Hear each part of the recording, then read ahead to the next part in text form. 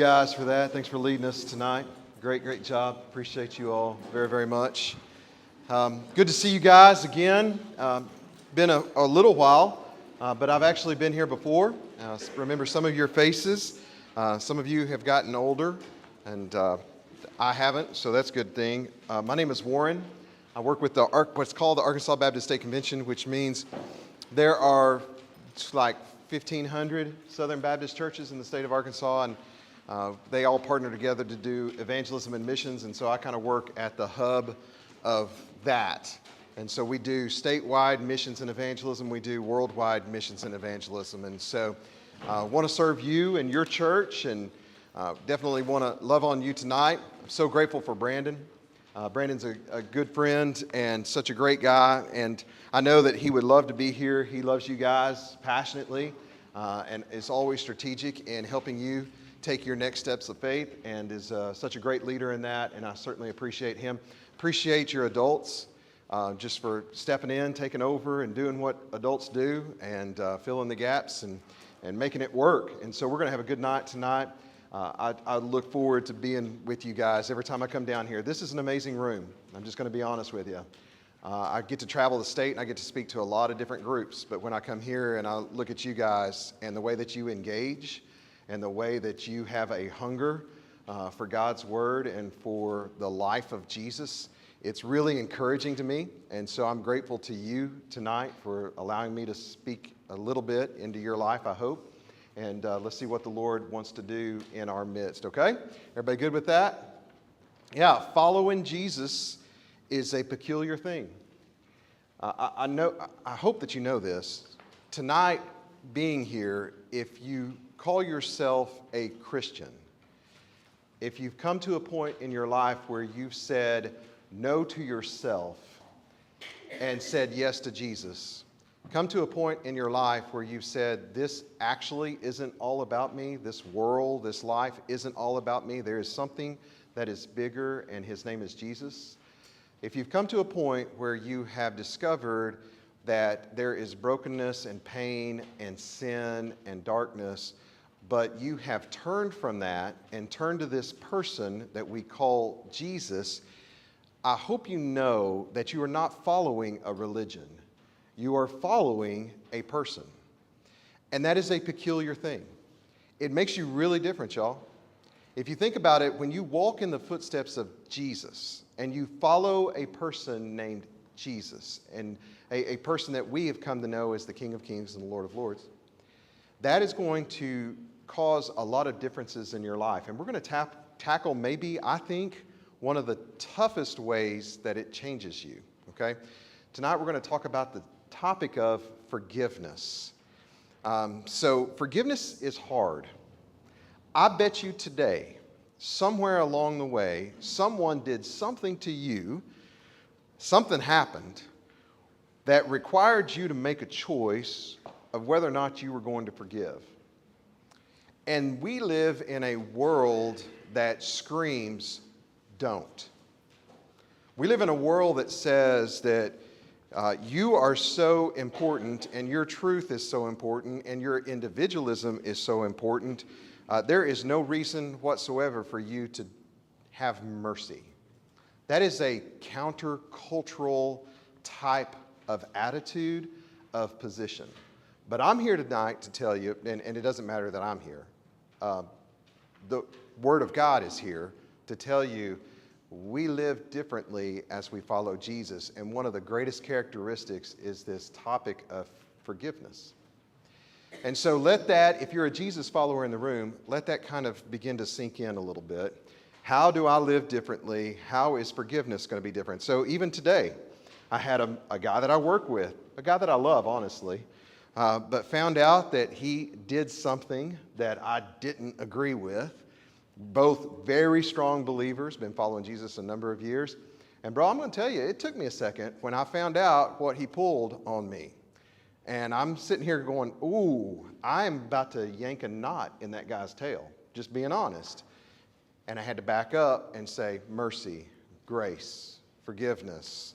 Let's figure out how to work through this through that lens of following Jesus, okay? So as you grow in following him, These are the maturity markers that are going to begin to take effect in your life, that are going to be these changes, these little changes. We just talked about miracles, these little changes, these little miracles that begin to take place, that you mature in your faith to where you get to this point as a Jesus follower of having the ability to forgive.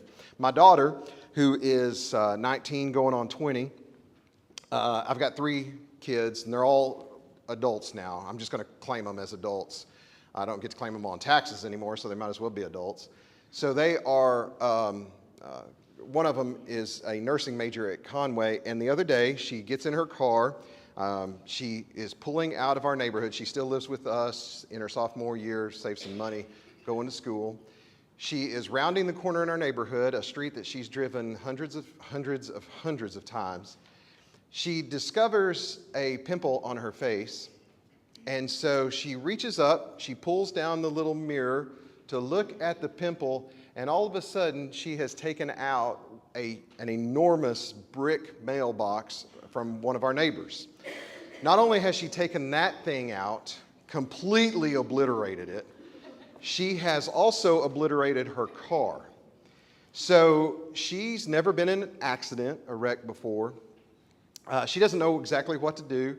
She gets out of her car and she's like, what do I do? And somehow she had the mindset, I'm proud of her for this. She goes and she knocks on the neighbor's door. Now this is one of those, oh my gosh, type of moments. Like, this dude is about to come out and like he's going to be so upset and angry and chew me out, etc. She couldn't find anybody at home. She even went back and left the note, nothing there. But when he did finally read the note and touch just a gracious, gracious man who was like, man, if you knew how many wrecks I had been in and what I've caused, listen, I'm forgive you for this, right? And it's because he understood he had been there before. And that's a perspective that all of us need, is have we been there before? But let me tell you what unforgiveness can do. Because some of you are sitting in unforgiveness tonight. We talk about healing. Let me describe some of you that need some healing. Unforgiveness can absolutely rob you of your dreams. If you are in a spot where you can't forgive someone, dreamers stop dreaming. And I'll tell you why. You have bitterness and resentment in your life. And bitterness and resentment, we'll discover here in just a few minutes, it will absolutely grip your heart. And it will consume your thoughts. And it will cause you to stop dreaming good things.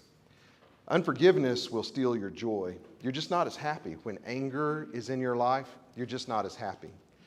Someone has control over you if you've not forgiven them. Because what it's causing is what you don't want to see happen in your own life. You are actually living in anger. And that person still has control over you. You think you're in control because you're not forgiving that person. It's the other way around. Think about it. Think this through. Think this through. That person actually is having control over you because you're the one that's left in anger. Unforgiveness can rob you of your passion. You can hardly concentrate on other things because you are just so consumed with this person and what they've done to you. Turn to Matthew 18. It's on your little blue pieces of paper there. Matthew 18, Jesus is the authority over this idea of forgiveness. He's the one that teaches us all things. And he begins with the hardest math problem in all of history in Matthew 18. You didn't know that math was in the Bible? It is. Beginning in verse 21. Peter approached Jesus and asked him, Lord, how many times must I forgive my brother or sister who sins against me? As many as 7 times? Verse 22. I tell you, not as many as 7, Jesus replied, but 70 times 7, which is... What? Whoa, bro. We're going to back that up a little bit. 490, 70 times 7. Let's get out our multiplication tables again and go through these, all right? Is that really what Jesus was saying? 490 times, that's the limit. No, you know what he's saying. It's limitless. He's using a figure of speech to exaggerate the point. Here's what we need to ask. Why is Peter asking this question? What all of a sudden brought Peter to come before the Lord and say, hey, Lord, I need to know just exactly how many times am I supposed to forgive someone when they do stuff against me. If you back up in chapter 18, if you're looking at it on your phones or in your Bible, there's some very peculiar things that begin to happen in this group of disciples. Okay, a little earlier on, Peter, James, and John, they've gone up on the Mount of Transfiguration. Listen to what happened. As they're up there with Jesus, he chose them, just the 3 of the 12, to go up on this mount. And while they're there, he completely transforms and transfigures into all of his glory. And those 3 get to see his glory. They begin to see some miraculous things. They get glimpses of heaven and this reality that is beyond this physical world that we live in. They are beginning to see some of the old prophets of old. Moses shows up. Elijah shows up on this Mount of Transfiguration. These are the heroes of the faith. These are like the big characters. These are if famous people were to walk into this room, that kind of thing. And it's awe-inspiring. Everything that they see there is awe-inspiring. They come down off this mountain, and if you look in chapter 17 and 18, some conversations begin to happen among the disciples. And all of a sudden, they're saying, hey, Jesus, when you get to your kingdom, let me sit at your right hand. All of a sudden, the mission is not as important anymore. They start talking about their position with Jesus. Wait, he really is God. So we want to kind of be near, and we want to be special ones that are with Jesus. And these conversations begin to happen. And I think, y'all, that there is a little bit of dissension that's beginning to happen within the disciple group. And we kind of have this idea that they're all perfect and everything just is hunky-dory in disciple world and that they get along just perfectly fine. That's not true. They are humans. They have issues. And they begin to fuss and fight over who is Jesus' specialist. Who's most special to Jesus? So he begins in chapter 17 and 18 to kind of begin to work through how to handle conflict, how to handle all of these things. And all of a sudden, Peter just asked him straight up, okay, how many times am I really supposed to forgive these dudes? Because there's obviously some kind of trouble in the camp. And he begins to tell this story. Look at verse 23. Verse 23. Here's the story that Jesus uses to illustrate forgiveness. The kingdom of heaven can be compared to a king who wanted to settle accounts with his servants. When he began to settle accounts, one who owed 10,000 talents was brought before him. Since he did not have the money to pay the master or the king back, the master commanded that he, his wife, his children, and everything he had to be sold and to pay the debt. So here's the crux of the story. A king wants to settle his accounts. And a man in a kingdom owns 10,000 talents. Think of a talent. It's hard to describe. It's sort of like a weight. Think of a bag of gold and the weight of it, and that's where you get the idea of a talent. A talent is a sum of money, and it can be worth 15 to 20 years worth of wages here. And how many did he owe? 10,000. So it's a lot of money, y'all. This is what Jesus is trying to say to us. In today's terms, it's millions of dollars. And here's Jesus' point.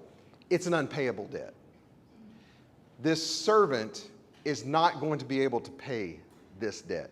And Jesus wants his disciples, and he honestly wants you and me tonight to begin to understand that there are unpayable debts. And when it comes to God's economy and God and who we are and how we stand with God, we actually have an unpayable debt. This sin thing that we carry around, this sin nature, this brokenness that is in us, this propensity to sin, this nature where we just keep messing up and we keep doing, there's no way we can pay off the sin debt that comes with that because sin equals death. The Bible's clear on this. The brokenness inside of us is a death debt.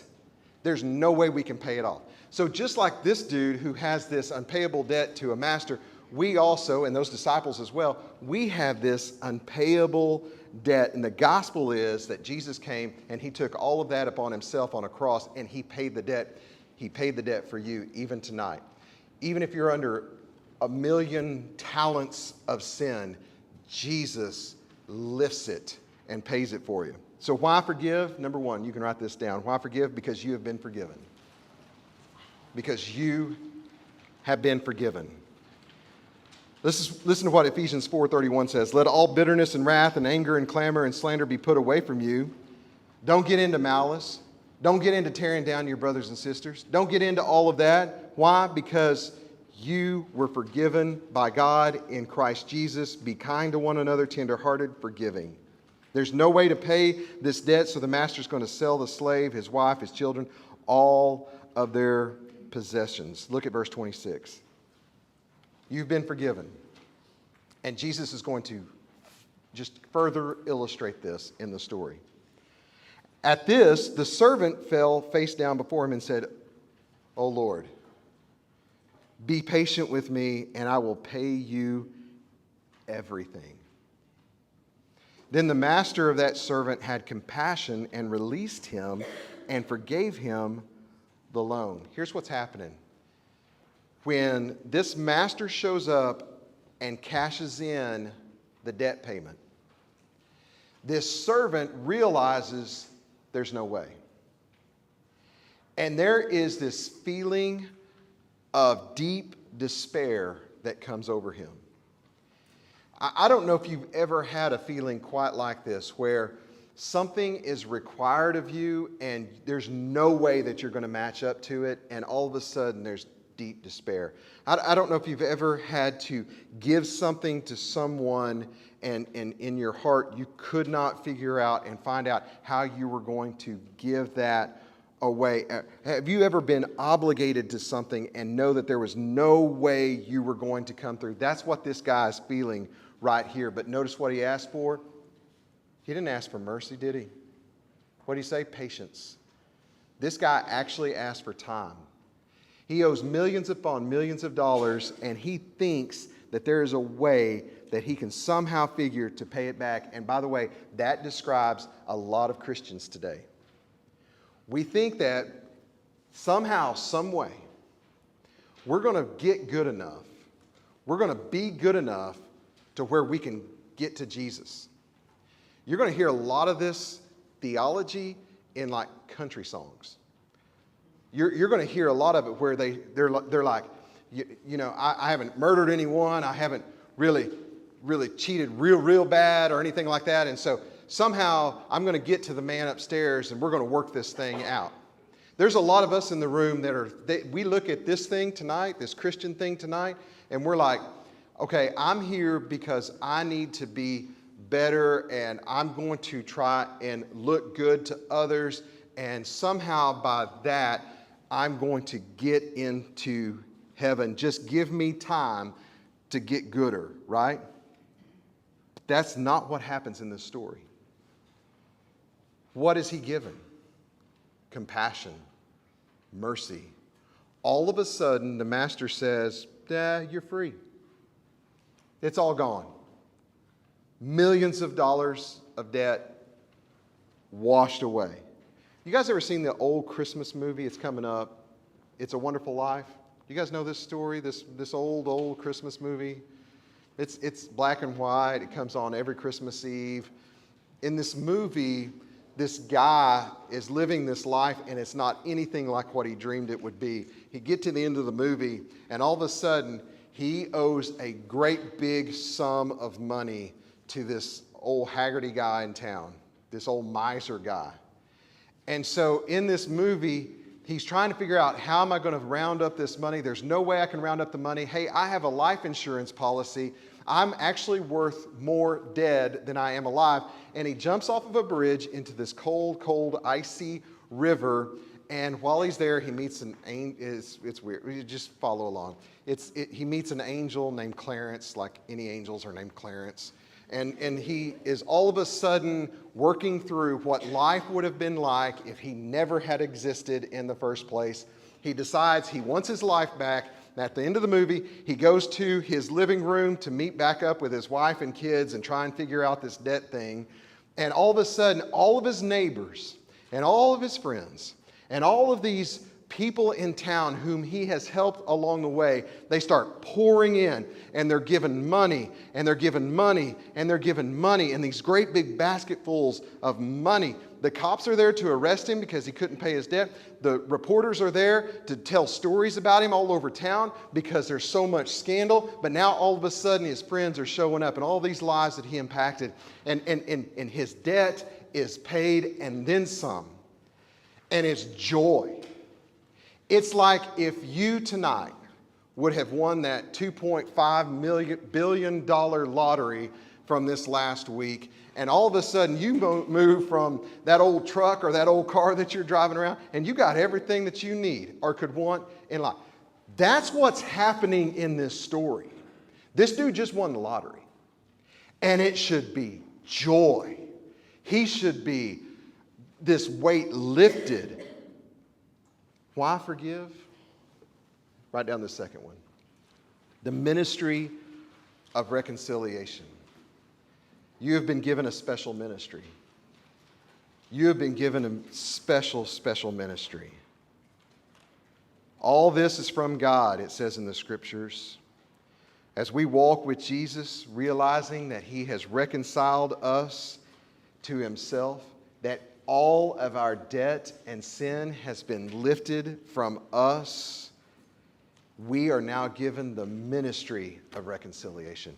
We are now given this special ministry of not going out and counting people's trespasses and counting people's sins, but instead telling the story of how Jesus takes our sin debt away. It should be this story of, I have been redeemed. I have been forgiven. I have been set free. I now get the opportunity to share and to show that to others. If you're a follower of Jesus, at some point you have to grapple with this thought. Jesus lifted all of this mess that is in you, all of this sin debt that we have, and we get to go out and walk in a different way. A special ministry has been given to us, but that's not what this dude does. Look at verse 28. He does the exact opposite. This is the part of the story where Jesus gives us the twist. That servant went out, and he found a fellow servant who owed him 100 denarii. And he grabbed him, and he started choking him. And he said, "Pay what you owe me." Verse 29, at this, his fellow servant fell down and began begging him. It's going to sound really familiar to you. "Be patient with me, and I'll pay you back." Now, here's a couple of things to notice from this. Not the reaction this dude should have had. This guy's a lottery winner. Now he's going out and he finds a fellow servant. So it's not even the king, servant, master servant relationship. These dudes are on the same level. They're in the same tax bracket, if you will. Someone just like him. Also notice the amount of money. We go from 10,000 talents, millions of dollars, to 100 denarii. A denarii is a Roman silver coin, and it's about the equivalent of 1 day's worth of wages. So here's what we're talking about in today's terms. It's maybe a couple $1,000s. A guy who just was forgiven millions goes out, finds someone who is in his same kind of tax bracket, same kind of dude, a friend, and begins choking the life out of him over a couple $1,000s. Not the reaction that we are supposed to have. And it begs a question, and you're going to discuss it in your small group. And I'll be honest with you guys, I don't know the answer. I struggle with this one. Which is easier? To ask for forgiveness or to give forgiveness? Have you ever had to say to someone, "I'm really sorry"? You ever had to go up and, "Man, you were just wrong, dead wrong"? And you're like, "I need you to forgive me." It takes humility. It's hard to do. It makes you feel weird, but you genuinely want that. Or have you ever had someone that has hurt you bad and they come and ask for forgiveness and you're still hurt and you see the injustice of it and you feel it deeply and it's tough to give forgiveness away? I don't know which is harder, asking for it or giving it. But you need to grapple with something tonight, because I bet you many in this room, as soon as I begin to talk through that, a person comes to mind. And either you are needing to forgive somebody or somebody needs to forgive you. And you don't even probably realize how badly it's affecting your walk because it's just choking the life out of you. If this slave right here was operating under a tremendous amount of debt and he was trying to pay back the debt, I get him trying to go out and gather his money. But his debt was forgiven. He didn't even need it. So write this down, number 3. Why forgive? To guard against bitterness. To guard against bitterness. Listen to what Hebrews 12, 14, and 15 says. I love the way the Bible gives this imagery here. Listen to it. Strive for peace with everyone and for the holiness without which no one will see the Lord. See to it that no one fails to obtain the grace of God, that no, listen, root of bitterness springs up and causes trouble. Here's what the Bible's describing. Bitterness, it springs up like a root, and it begins to wrap its tentacles around your heart, and it begins to choke the life out of you. That's what the Bible's describing. If we don't deal with this idea of forgiveness, it will cause great bitterness in us. And that's exactly what's happening to this dude. So look at verse 30.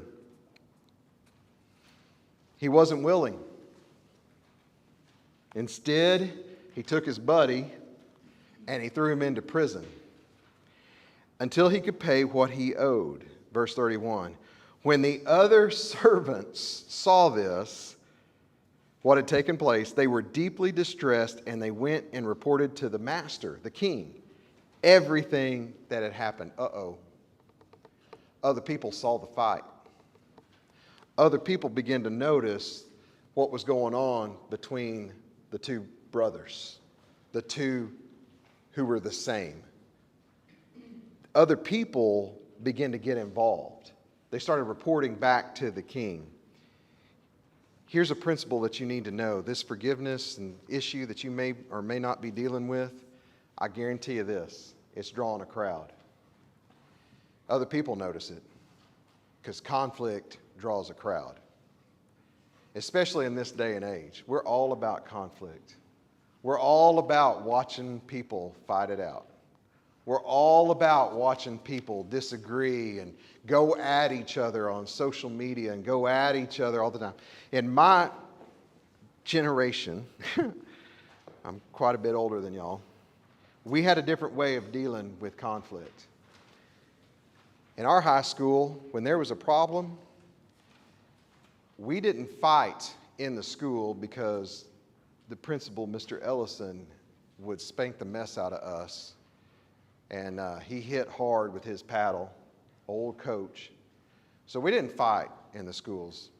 When there was a disagreement between a couple of guys, the word would go throughout the hallways of our small town, little western Arkansas school, fight at City Lake. Fight at City Lake. And at 3 o'clock when the bell rang, you could see people shooting out the doors to their vehicles because everybody's going to City Lake. Because there's going to be a fight. And most of the time, girls, it was over y'all. It was, you caused it. Between two dudes, I'm telling you, 9 times out of 10, it was over a girl. And so the word would get out. Well, one time in particular, a friend of mine, his name is Andy, he and Chris get into it over a girl, and they don't duke it out in the hallways. There's a conflict that needs to be resolved, and so fight at City Lake, fight at City Lake, and we're all going out to City Lake. Here's the problem. Andy was in the band. Nothing against band people. I'm a band guy from way back in the day. Andy played baritone in the band. But y'all, come on. Most of us band dudes, we just not all that, right? Just being honest. Chris is on the football team and is about to go into the Marine Corps specialist. There's a real problem about to happen here. So we get out there, and Andy's kind of standing over near us, and he's scared out of his mind, and he should be. And he's like, man, I don't know what to do. Chris, in the meantime, he's over at his car. He has taken off his shirt, and he's got his muscle shirt on, and he's stretching. And he is not intimidated by the baritone player, all right? And he's getting ready, and he's got his do-rag on. And it's about to go down, and Andy, with his little shaky hands there, we're like, hey, tell you what, Andy, just go over there and knock that do-rag off his head. And he did. And for the next 3 minutes, Chris beat his rump into the ground. We're really good friends, right? So go over there and knock the do-rag off his head. That is not the way to start it. Conflict, though, draws a crowd. You know how many people were there that couldn't care less about this deal with the girl between these two guys? I'll bet you there were 60 people standing around watching this. Because conflict draws a crowd. That's what's happening here in this story. All of the other servants begin to notice, ooh, something's up between these guys. And we're watching to see. Let me tell you something about your friends tonight that aren't here. By the way, I give you a lot of prop for being in this room on a Wednesday night, busy time of life. Your friends know you're here. Your friends know that you claim Jesus. Your friends know that there is some sort of Jesus following to your life. Your friends know that you're somehow connected to the church, and they're waiting and watching in how you respond to tough stuff. And here's what a lot of the world is hoping. You'll do just like this guy in this story.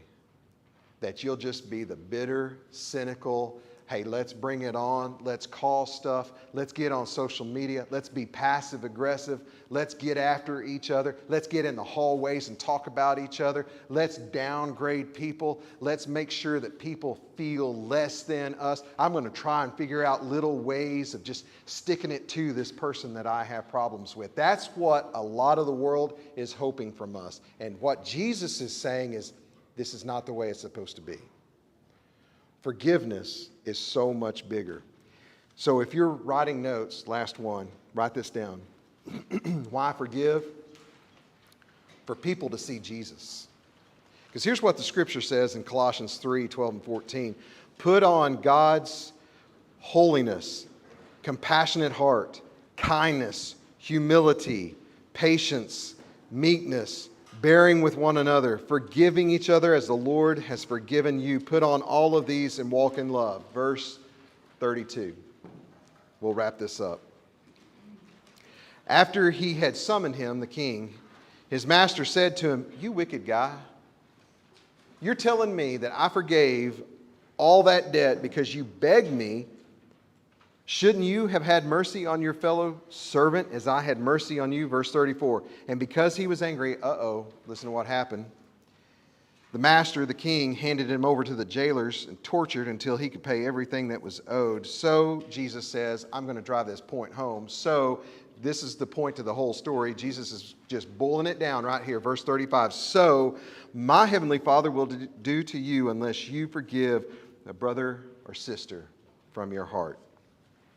So Jesus wants us to understand from this story how much we've been forgiven. 10,000 talents, it's an unpayable debt. He wants us to understand how we're to interact with others. He wants us to know that we have had limitless mercy and grace poured out on our lives, that we actually walk in complete freedom from any sin, debt that we owe. And he asks us to go out and forgive. And you want to know why? You want to know how? Here's the moral. Here's the crux of it all. Forgiveness is probably one of the most powerful things that you'll ever do in your life. Forgiveness is powerful. You want to see the miracles of God in your life? Try forgiveness. You want to see healing in your life that you just sang about? Try forgiveness. You ever heard the name Corrie ten Boom? She wrote a book, kind of a famous person. She was a Dutch watchmaker back during World War II, and when the Nazis were coming against all of that area in Europe and taking people prisoner, especially the Jewish people. She was a Christian watchmaker, and she and her family created this underground railroad to try and save Jewish people along the way, until eventually she was captured by the Nazis, and she was placed in a gruesome, horrible, despicable concentration camp along with her sister Betsy. And it's in this concentration camp that Betsy dies, her sister, that she loved very, very much, best friend. They were made to do unspeakable things in this camp. And she is speaking after the war is over. She's actually at a meeting really a lot like this. And she's at the front and she's talking about, forgiveness. And as she's speaking, she looks right back here and she sees a man wearing a brown hat and a brown trench coat. And as soon as she locks eyes with him, her imagery of that man changes and she sees the blue military coat and the cap with the skull and the crossbones, and she recognizes him as one of her jailers from the concentration camp. That man killed Betsy, or was involved in it, her sister. And she's shaken because she's talking about forgiveness. She makes her way through the rest of her message, and at the end of her message, she's standing down front, and that guy gets up and he walks down the aisle towards her. And when he gets to her, he sticks out his hand. And he says, "Fraulein, that's a beautiful story. I was actually at that concentration camp, Ravensbrück, and I just need you, Fraulein, to forgive me." And he reaches out his hand, and she could not grab his hand. That guy made them walk naked around in front of him. That guy starved her sister to death. And he wants forgiveness in this moment. She couldn't do it. So she fumbles around in her pocketbook and she tries to avoid eye contact. And she's sitting here and she's having this moral dilemma and she's thinking, God, I just talked about forgiveness, and here this guy is, and he's asking for forgiveness, and he says that he's a Christian now, and that he wants forgiveness, and what am I supposed to do? And here's what she says. She began to pray, and she says, listen, wise words. Forgiveness is not an emotion. It's an act of the will. And she begins to pray, God, I don't feel this. You help me. And so she reaches out woodenly her hand and she grabs the jailer's hand and she looks into his eyes. And before she knows it, she's saying the words, I forgive you. And she says that there is a current that begins to race through her arm and into her heart and her body. And as she's saying these words and as she's praying through it, all of a sudden she begins to feel a love that she's never felt before. And now all of a sudden, the jailer and the captor are speaking back and forth. I forgive you. I forgive you. And here's what she writes. For a long moment, we grasped each other's hands, the former guard, the former prisoner. And she says, I had never known God's love so intensely than at that moment. And that's a miracle. And that's healing. Would you bow your heads and close your eyes with me? We're about to sing a song. And I'm not sure exactly how you guys do invitations around here, but your adults, I think, are going to be around the room. And here's what we're going to do. If you're struggling with forgiving someone, maybe you need to let that go tonight. And I'm not talking about all of a sudden you're best friends with that person. And I'm not talking about all of a sudden you're not wise and cautious. That's not what I'm talking about. All I'm saying is when you forgive, you're saying, I'm not going to hold that debt anymore. I'm not going to be the judge and the jury. That's God. That's His work. And maybe you need to let it go because it's robbing your dreams and it's crushing your spirit. And it's a root of bitterness that's up in your heart. And as a follower of Jesus, maybe it's time for something different. And I'm just going to ask you that as we sing this song, you get to one of these adults and you say, listen, here's who it is. Here's what I need to do. Would you pray with me? I need to know God's love. And it could be tonight that you've walked into this place and you have no idea how to forgive because you've never experienced the real forgiveness of Jesus Christ, that He created you for a relationship and you are separated from Him and you have no idea what the power of God is in your life and you have no idea what it means to follow Jesus because you've never given your life to Him. And you're sitting here tonight and you're like, this is way different. And you know what I need? This in my life, something different. and you want God's love and you want God's mercy, and you need to go to Him and say, I've got an unpayable debt, but Jesus, I believe that you paid that debt tonight, and I'm giving my life over to you. So I'm asking you to make me different, transform my life. I'm going to follow you. You get to one of these adults tonight. I would highly encourage you to live in freedom. Why in the world you would walk in this world of darkness and mess and junk when you can live in freedom tonight? Why don't you get there? So, Lord, we come to you tonight, and this is tough stuff, this idea of forgiveness. It's hard to do. It's hard to do in my life. You know that, Lord. You know some of the stuff that I have to deal with. But, God, you've called us to live differently, and you have absolutely invaded us and lifted something from us